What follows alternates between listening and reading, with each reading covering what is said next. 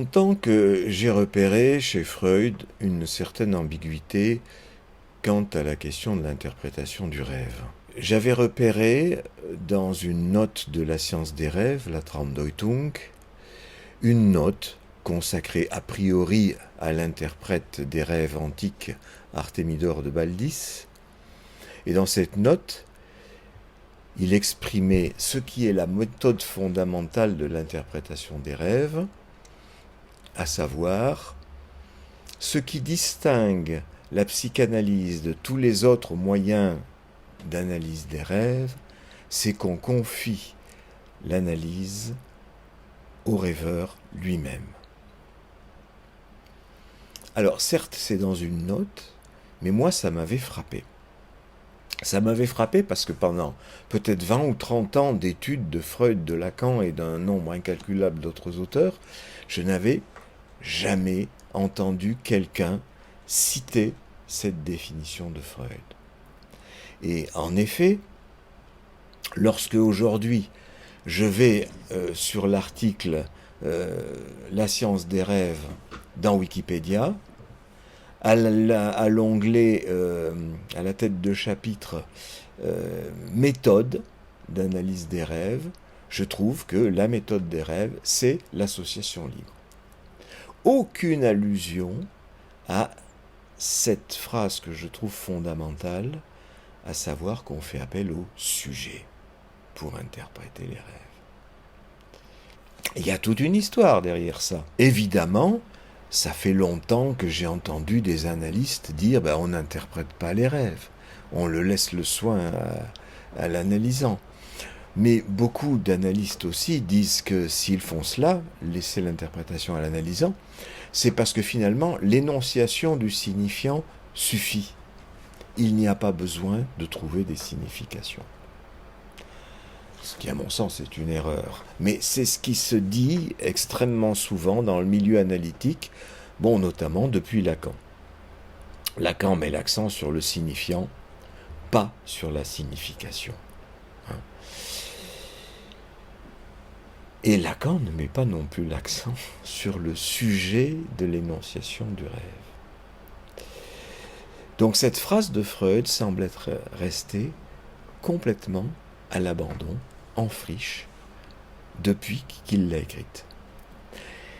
Mais lui-même, Freud, est effectivement d'une très grande ambiguïté par rapport à ça. Et je crois que c'est une des raisons pour lesquelles on a laissé tomber cette phrase. Dans le livre lui-même, La science des rêves, il analyse des rêves d'autres personnes.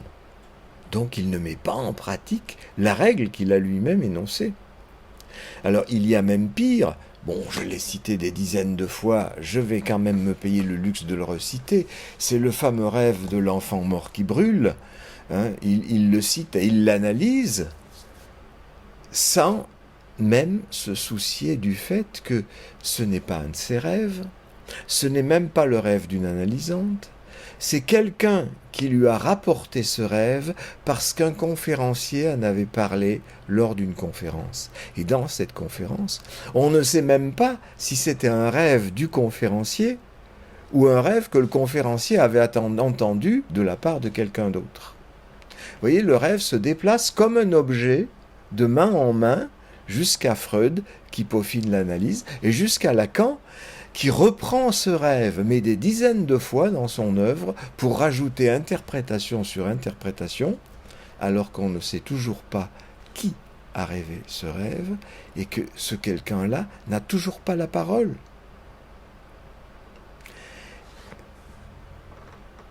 Freud est donc dans une grande ambiguïté là-dessus. Je vais essayer d'approfondir cette question. Freud est un scientiste.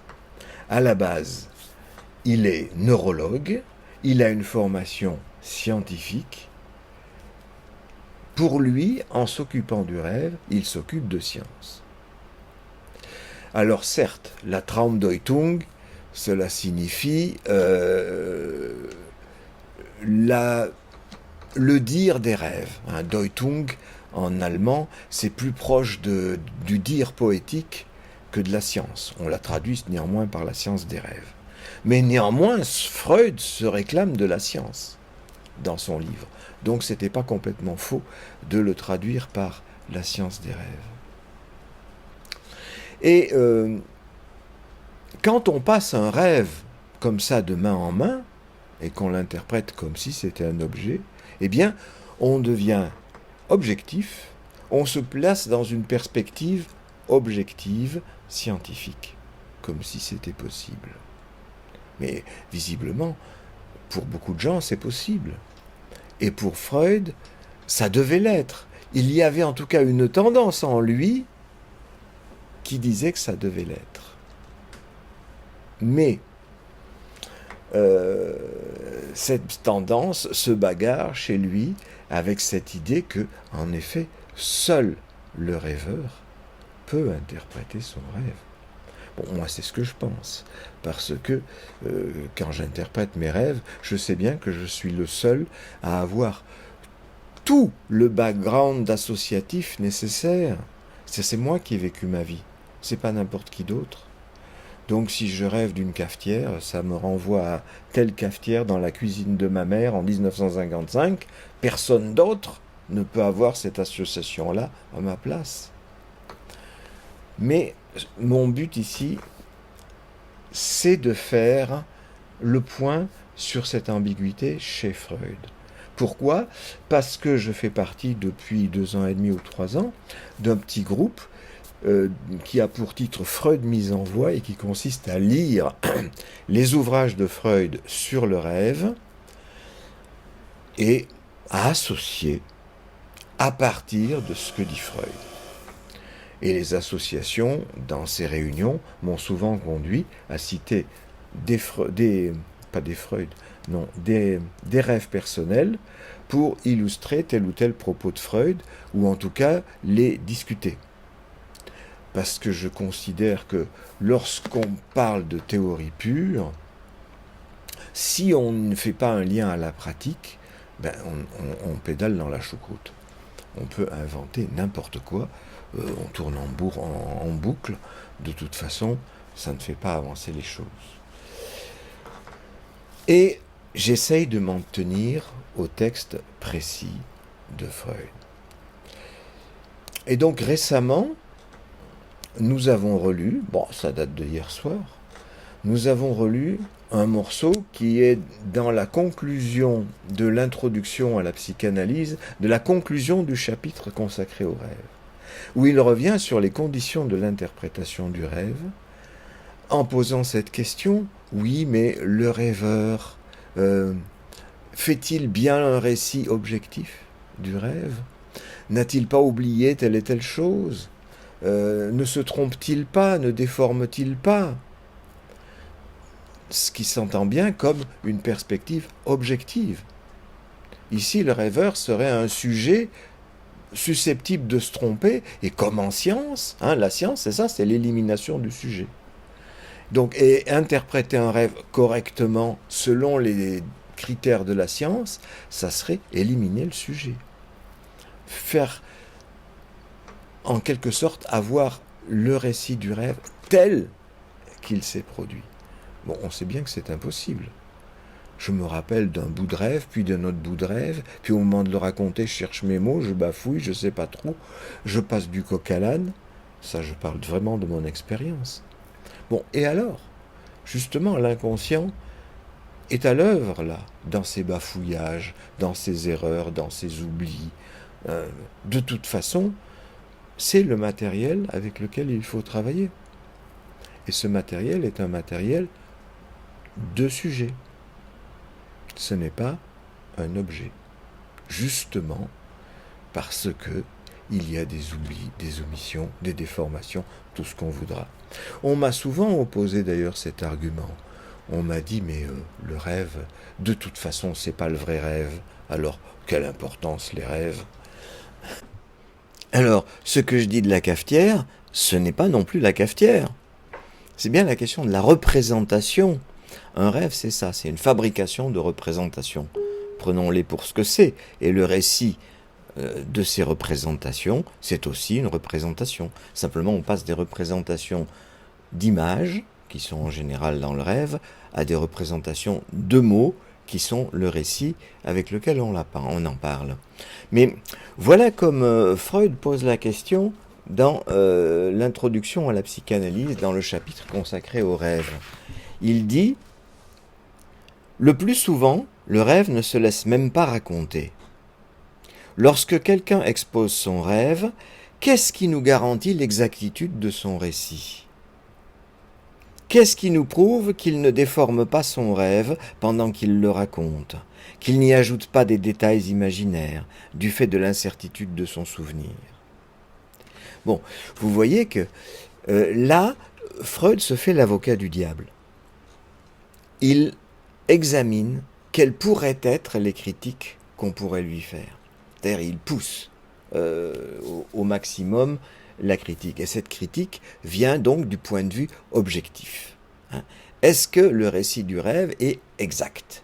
C'est comme si donc on prend le rêve comme un objet et qu'on va en discuter comme d'un objet. Et donc, il doit être décrit exactement, sans ajout imaginaire, dit-il.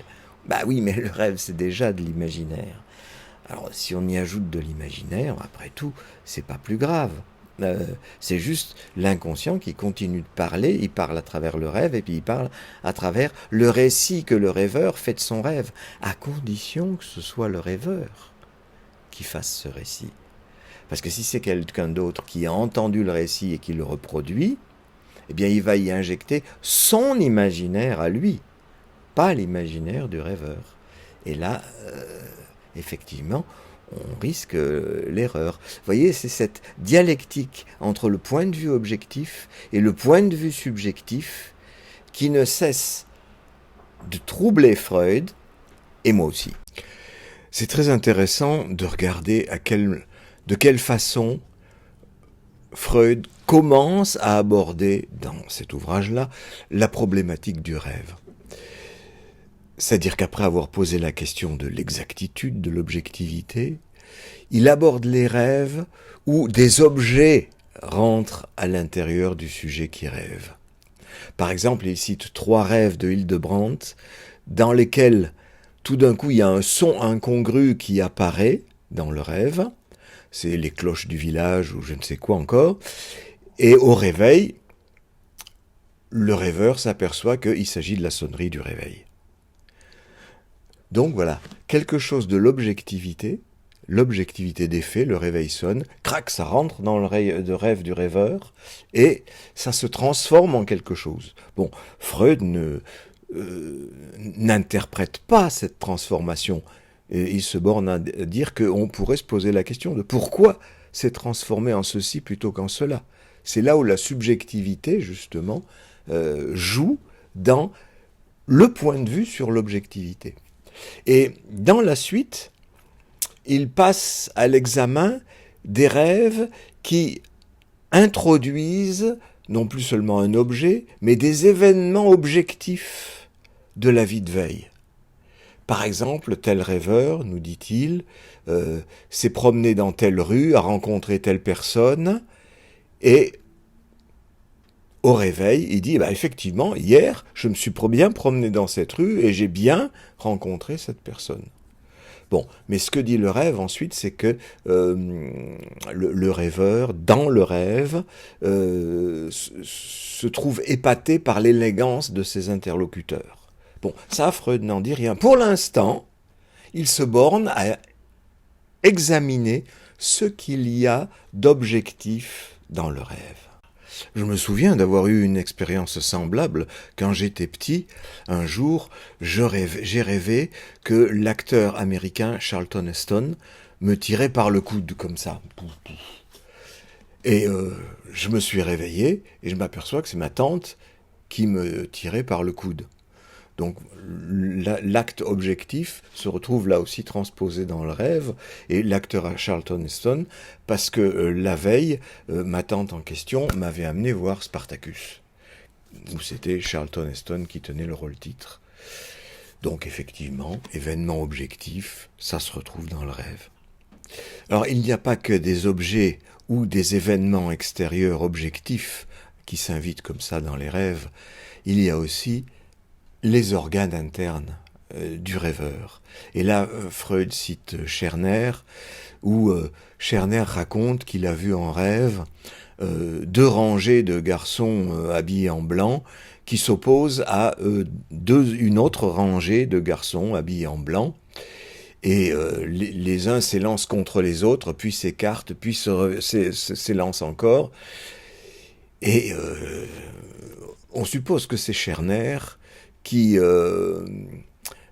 interprète ce rêve comme étant les dents dans la mâchoire toute blanche qui s'éloignent et qui se rapprochent pour mâcher.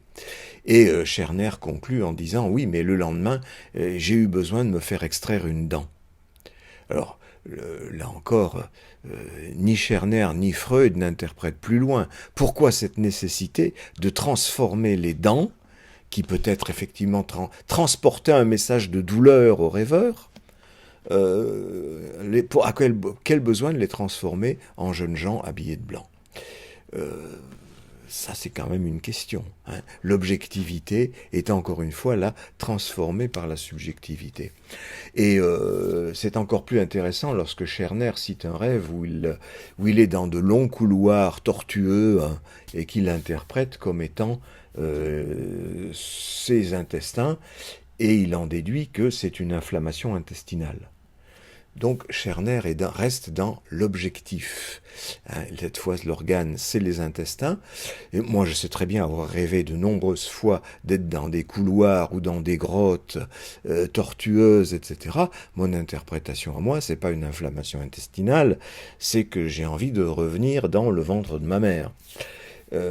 C'est ma subjectivité à moi. Elle est beaucoup moins objective que la subjectivité de Scherner. Freud la laisse à Scherner. Hein. Il ne prétend pas, là, interpréter au-delà de ce que Scherner dit. Et moi non plus, quand j'apporte un exemple de mon rêve, j'en reste à l'interprétation de mon rêve. Mais tout ça, c'est pour relativiser, effectivement, le fait de l'objectivité, ici, d'un objet interne.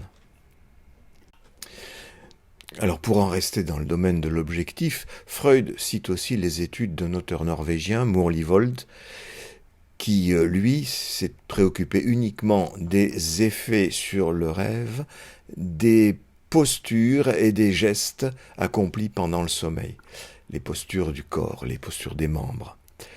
Il observe ces postures et il compare à ce que le rêve produit.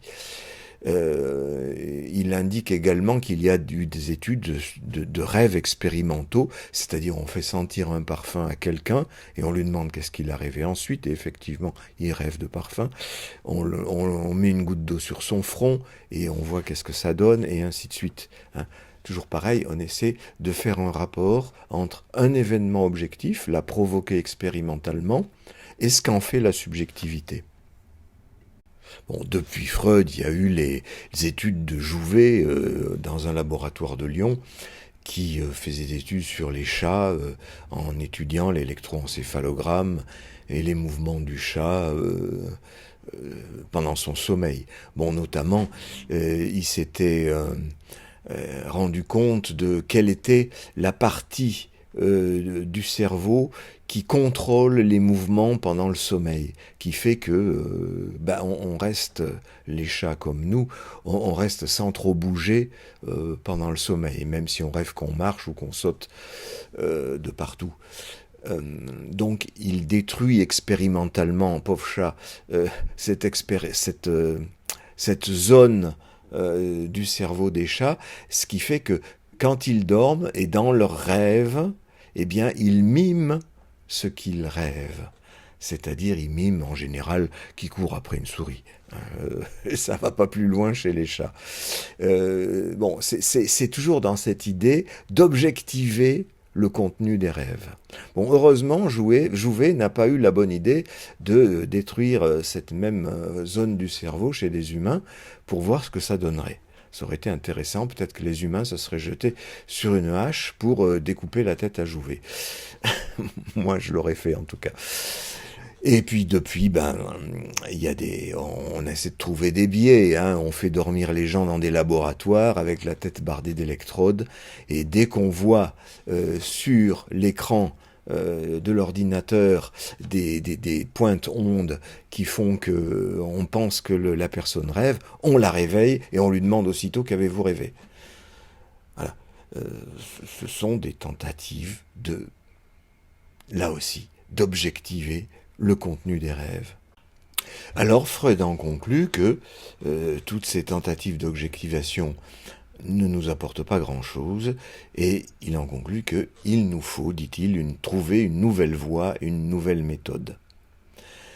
Et il dit, si le rêve est un phénomène purement objectif, purement somatique, purement physiologique, il ne nous intéresse pas. Nous faisons l'hypothèse que c'est un événement psychique. Donc c'est une production du rêveur, et en tant que production du rêveur, nous ne la comprenons pas, si nous ne sommes pas le rêveur. Donc, si nous ne comprenons pas ce qui arrive au rêveur, dit-il, la première chose qui nous vient tout naturellement, c'est d'interroger le rêveur, c'est de lui demander à lui quel est le sens de son rêve. Donc, prise en compte, peut-être pour la première fois dans l'histoire, de la subjectivité, du fait que le sujet peut en savoir plus que le savant qui observe le sujet.